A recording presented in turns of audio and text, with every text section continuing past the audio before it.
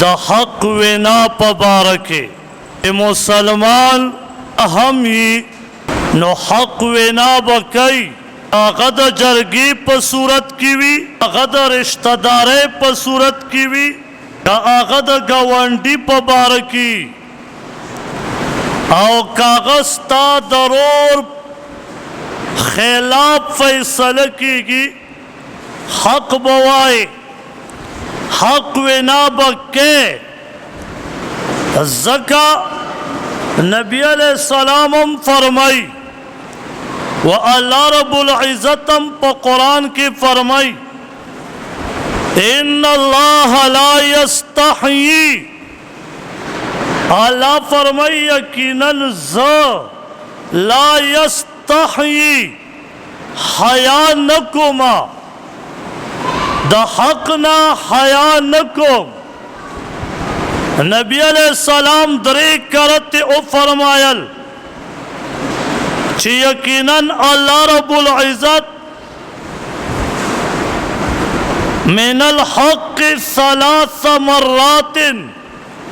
نبی علیہ السلام درې کرتے او فرمایل چې اللہ رب العزت دا حق نا حیا نکي. نن زمونگا پا معاشره کی که کتلی شي، نن که زمونگ جرگو تا کتلی شي، زمونگ جرگو کی حق وینا پسلو کی بچرتا 15% داسی وی چه حق وینا پکی کیگی. لور با پکی دروغ وی، لور با پکی بدماشی کیگی، دا بل مسلمان دا غریب سری غوخی با پا جرگه کی خورلی کیگی، مالدار سرے با پا ہر زی کی غالب وی، غریب سرے با پا ہر زی کی پڑوی. اگر کا غریب سرے پا حقی حالتا دا خان او دا ملکنا سوک حق خبر نشی کولے، نو کم خلق چه حق خبر نکی او دا حق خبر نزان پٹھئی، نو یاد اساتے آغا وعیدات چه نبی علیہ السلام ذکر کری دی نن جمعے کے با آغا بیانی گی. عبادہ رضی اللہ تعالیٰ عنہ فرمائی وی نبی علیہ السلام سرا مونگا بیعت اوکا، دا بیعت نباد نبی علیہ السلام مونگتا او فرمایل چه اے صحابو تاسو چه چرتا ہے دا دنیا یعنی پا کم زی کے ہے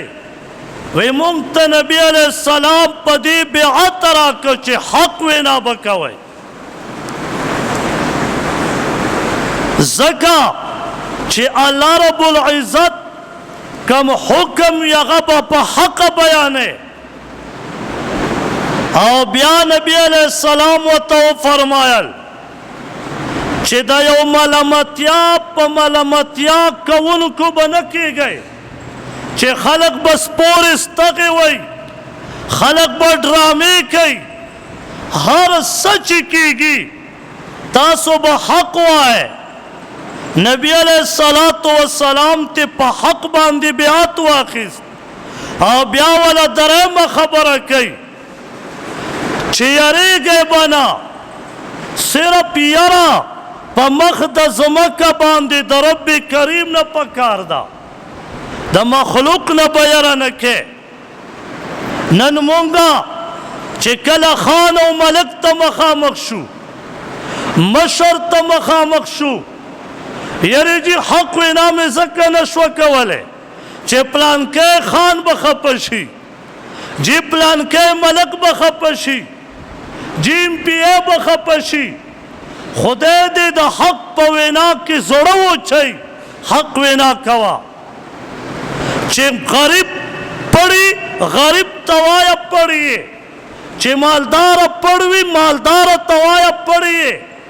چې ملک پړوي وته مخامخ وایا پړي نو حق وینا په هر ځای کې که حق وینا دی ونه کړه نو بیا وعید څه دی نبی علیہ السلام فرمائی دا ابو هريره رضی اللہ تعالیٰ عنہ نے روایت تے وی نبی علیہ السلام او فرمایل چې عن قریب نږدې دادا چې ګونګیان به یعنی خلق پیدا شي ګونو به خلق پیدا شي اړانده به خلق پیدا شي او دا به د تیارو غوندې یو فتنه راشي دا فتنه به داسې وي چې خلق به هغې له ګوري او دا خلق به یې راګیر کړی وي خلق به یې بند کړي وي وی دا به داسې وخت چې په هغه ټایم کې به جبه چلول په حق وینا باندې دا به د تورې غوندې وي لکه د کافر خلاف چې ته توره چلې نن د معاشرې ته وګوره حق وینا چک ویل حق خبره کول دا د تورې غوندې سخت لکه توره چلول د کافر وړاندې خپل سر وړاندې کول څومره سخت دي دغسې حق وینا نن د خان او د ملک تر وړاندې حق وینا باندې جبه چلول د تورې نه دغسې سخت نبی علیہ السلام څوارلس سوه کاله مخکې فرمایلي نن هغه معاشره و هغه د نبی علیہ السلام د ارشاداتو وینا نن په معاشره باندې وګوره حق وینا ویلی کېږي حق وینا کوئ په معاشره کې به د خپل رور بدي حق وینا دې که وکړه په کور کې به د خپلې ښځې بدې شي حق وینا دې که وکړه مسلمانه سکه به زما استاد زوی وي به زما استاد خلاف خان ملک ته به ورشي ورته وبه وایي ملک صاحب خفه نه شي ایم پی ایس صاحب خفه نه شي پلار مې د بلډ پریشر بیمار دی نشه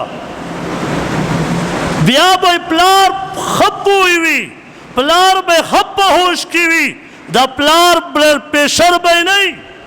لیکن خان به نه خپه کوي که پلار ولا حق خبره وکړي زوی به یې ورځي او د خان نه به د پلار په مقابله کې معافي غواړي نن هغه معاشره میدان کې موجوده ده ابو هريره رضی الله تعالی عنہ فرمایي و یو سړی راغی او نبی علیہ الصلوۃ والسلام طرز کوي چې د الله پیغمبره ما ته الله ډېر حسن را کړی دی صحابه فرمایي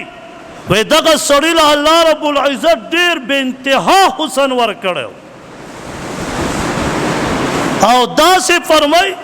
چې نبی علیہ السلام هم تایید وکړه چې تعالی الله حسن درکړی حالانکه د نبی علیہ السلام حسن پسې نه شو رسېدی خو لیکن په نورو سړو کې د الله ډېر حسن ورکړی هغه ورته عرض کې ای د الله پیغمبره ما له خو دومره حسن الله را کړی چې د نورو خلقو هغه حسن هغه زه د خپلې چپړې د توسمې سره نشم برابرولی نو یې د الله پیغمبره دا خو تکبر نه دی نبی علیہ الصلوۃ والسلام ته فرمایي وینا لیکن یاد وساته د حق خبرې تغلیظ مه کوه یعنی حق خبره مه پټوه حق خبره کوه هغه ښایسته سړي ته وایي حق خبره کوه او خلقو نه ځان کمتر ساته ځان ته کله اوچت ونه ګورې د مسلمان نه ځان ښکته ساته نن زما ستا ایم پی ای د مسلمان نه ځان ښکته ساتي نن زما استا ملک زما استا خان هغه د بل مسلمان نه ځان ښکته ساتي الټه چې ورشي خپل صفت بدله شروع کی زه دایم او ګوره زما دومره خاندان دی او ګوره زما دومره بین بلکس دی والکه ستاسو د ټول پاکستان چابیانی ستا دي ماله څه دي مزې پې تکې کوه ماته څه وایي نو نبی علیه الصلاة والسلام ورته هغه سړی هغه په خپل حسن باندې نازېدو د دې زمانې ملک په خپل دولت نازېږي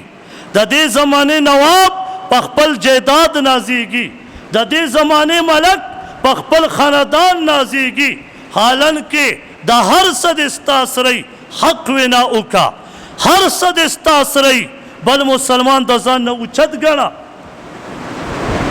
چې کله دې غلطي وکړه معافي غواړه چې کله دله فیصله راشي حق فیصله کوه نو حق وینا کوه صوبان رضی الله تعالی عنہ فرمای وی نبی علیہ الصلوۃ والسلام او فرمایل وی زما په امت کې به یو جماعت وي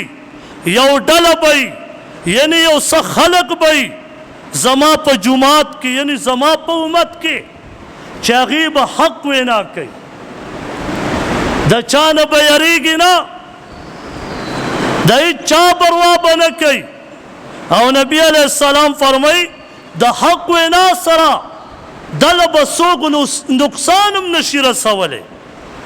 دا به د نقصان نه مبرایي ولې د ده دفاع د ده حفاظت د ده مدد به رب کریم کوي او بیا فرمایي تر دې پورې چې د الله رب العزت سره به په دغه حالت کې میلو شي یعنی حق وینا به کوي تر دې پورې چې دا به وفات شي دغه حق وینا به دا سړی د جیل نه خلاص کړي یو سړی و دا لطیفه درته کوم د دوو کسانو لانجه وه یو سړی شپې پټ پټ راغی هغه خان و ملک ته یې څادر ورک وی جی دا څادر والی زما د پلان کس لانجه ده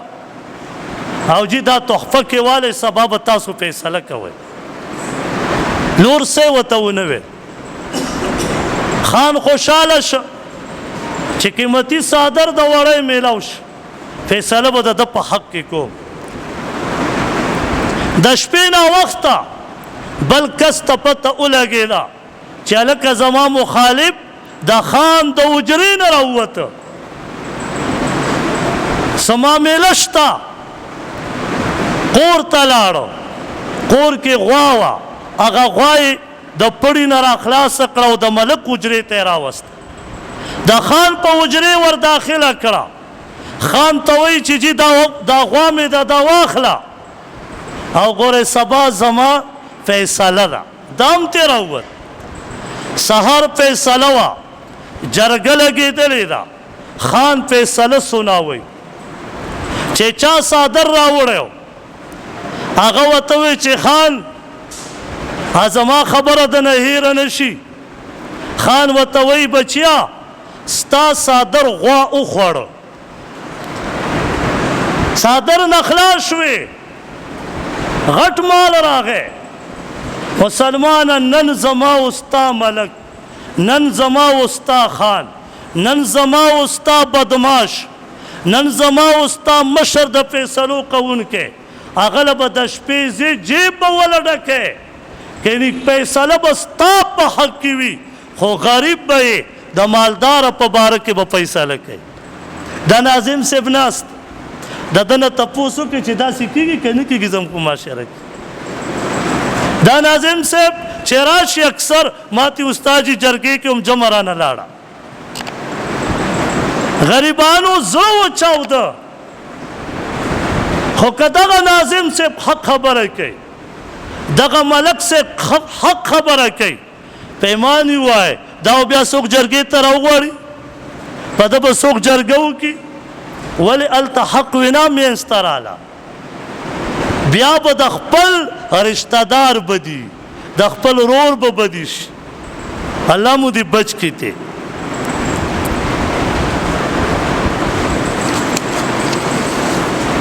علی رضی اللہ تعالیٰ عنہ فرمائی وی نبی علیہ السلام او فرمایل چې الله رب العزت ته په ابو بکر صدیق رضی اللہ تعالیٰ عنہ باندې رحم وکړي چې د مال خپل لور په نکاح راکړه بیا ول دویمه دعا کوي یا الله په ابو بکر صدیق رضی اللہ عنہ باندې رحم وکړه چې ما سره هجرت وکړه او مدینه مبارکه ترا سره او بیا بل دعا عمر رضی اللہ تعالیٰ عنہ ته وکړه چې یا الله په عمر رضی اللہ تعالیٰ عنہ باندې رحم وکړه ځکه دا حق گویا د حق وی اگر چې حق تراخه دی خو وی عمر رضی اللہ تعالیٰ عنہ به حق ویلو او بیا درېمه دعا کوي چې یا الله په عثمان غنی رضی اللہ تعالیٰ عنہ باندې رحم وکړه چې دا دومره حیادار دی چې دنه په اسمانونو کې ملائک حیا کوي او بیا څلورم کرته دعا کوي چې یا الله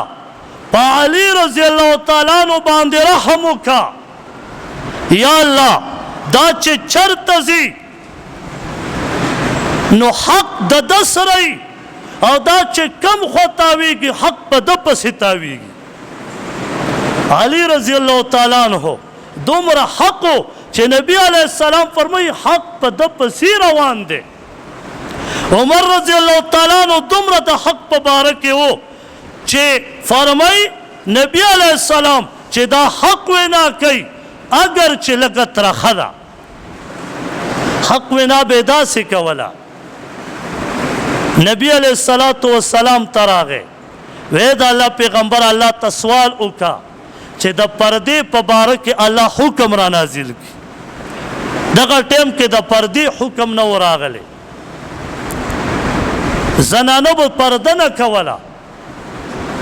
مخ مبارک دالور وجود به پټ و دا به پټ نه و الله رب العزت د عمر رضی اللہ تعالیٰ عنہ په باره کې د قرآن شریف آیاتونه را اولېږل د پردې په باره کې داسې ابو سعید الخدری رضی اللہ تعالیٰ عنہ فرمائی وی نبی علیہ السلام په خطبه ولوستا او په منبر مبارک باندې ولاړ وی فرمایل چې اے خلقو حق وینا د تاسو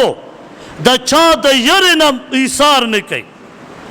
دا مو وایه چې پلانکی به خفه شي حق وینا کوئ نبی علیہ السلام فرمایي د چا یره د تاسو د حق وینا نه ایثار نه کوي نن موږ حق وینا ولې نه کوو یرې پلانکی کس به خفه شي یرې دا پلانکی کس به خفه شي او بیا نبی علیہ السلام فرمایي